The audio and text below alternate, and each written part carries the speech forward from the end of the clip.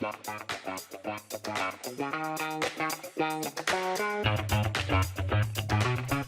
back to Afternoon Live. Over 130 million Americans plan to travel for Christmas this year. Are you one of them?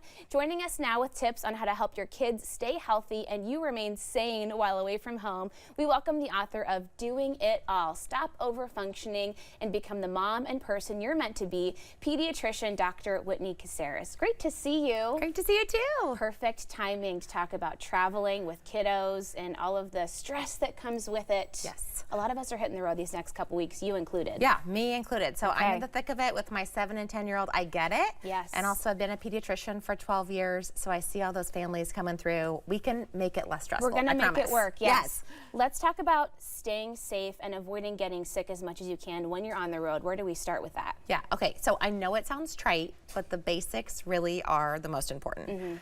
Wash your hands when you're in the plane. So many people touch all those surfaces. Yeah. Wash them. If you are having a cough, make that cough pocket or the vampire cough. Yes. Please wash your hands after you cough and after you sneeze. If someone is coughing directly next to you, that's a person not to sit by. And then thank goodness, honestly, that we have the masks that are more of a normal thing for us. Yeah. So if you're feeling a little sick, slap on a mask so that way you can protect everybody else. It's so easy and it's no big deal. Right. We're going to make it. Okay, well, let's talk about navigating behavior challenges when you're away or with loved ones, maybe in an unfamiliar environment. How do you deal with that? Yeah, okay, so first things first, give yourself some grace. Your children will have behavioral challenges when they are at the in-laws or your parents or whatever if they're in a new environment. It's going to happen. It's going to happen. Also, talk to your parents about the fact that this is a normal thing to be expected, and pediatricians everywhere said that this is going to be normal. Oh, good. There you go. Dr. Whitney said so. Dr. Whitney said so. Yeah, absolutely. And then try to get your kids 3 things. Regular rest, sunshine if possible, or just fresh air, and movement every single day, because that's going to help them get kind of that jitteriness out, all the expectations that come around the holidays. It's really, really going to help. You can tell at the end of the day when your young kiddos especially have not gotten their wiggles out, and you pay the price at the witching hour, as we call it in my house. Yes. All right, let's talk about the littlest ones, babies and toddlers. Getting them that great rest and sleep when you're on the road in an unfamiliar environment. What's a great way to start there? Yeah, a couple things you can do. So before you ever go on the trip, so I'm talking about the next couple days, if they're going to be sleeping in a pack and play or some type of mobile crib, actually practice having them sleep in that for the next 2 or 3 nights. Well, that's a good idea. Yeah, because then if you bring that along, they're already used to that part of the sleeping environment, so it won't be such a big deal.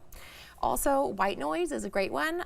Just some new recommendations from the AAP that came out about trying to make sure it's not too close to their head or too loud. So be aware of that. But a little bit of white noise to help kind of soothe them to sleep makes a big deal.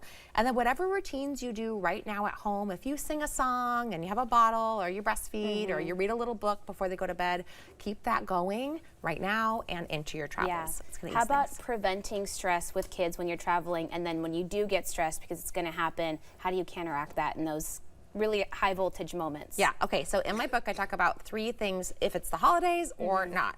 Number 1 is radical acceptance. Yes. So in the holidays it might look like I did not want to be here in this weird environment with all these people, but here I am. I can't change it. I'm not going to try to fight it.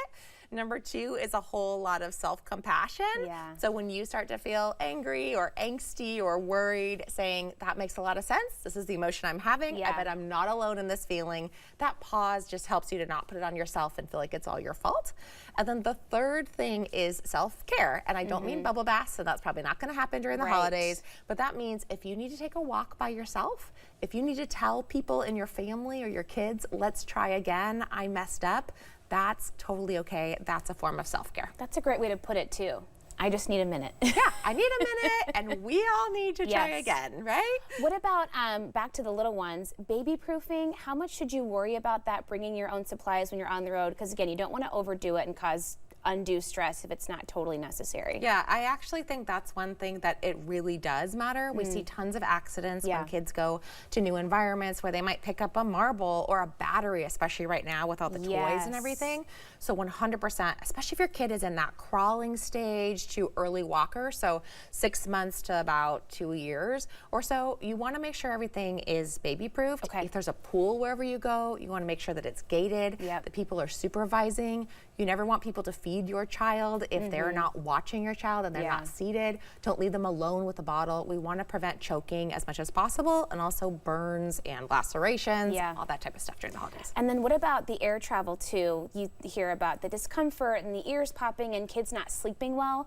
Are there certain tools or things that you recommend, or just kind of preparation before you go to the airport? Yeah, so if you feel comfortable with it and you're breastfeeding, actually breastfeeding on the way up as you're ascending or descending can really help because it relieves that pressure.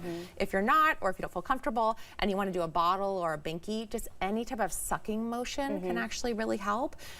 So those are the big things. And then for the older kids, trying to help them to sleep by keeping them kind of entertained on the plane makes a big difference. So trying to give them some rattles or little teether toys, something they can gnaw on as they're getting going. One thing I recommend that you do not do is apologize to the entire airplane for your child being a child.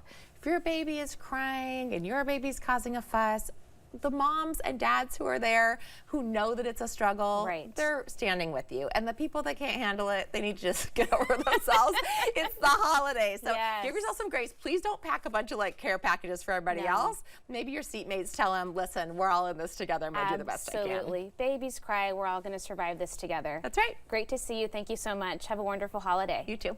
All right, we'll have more information on our website at ka2u.com. There's Dr. Whitney's book again, Doing It All. And we'll be right back with more Afternoon Live right after this.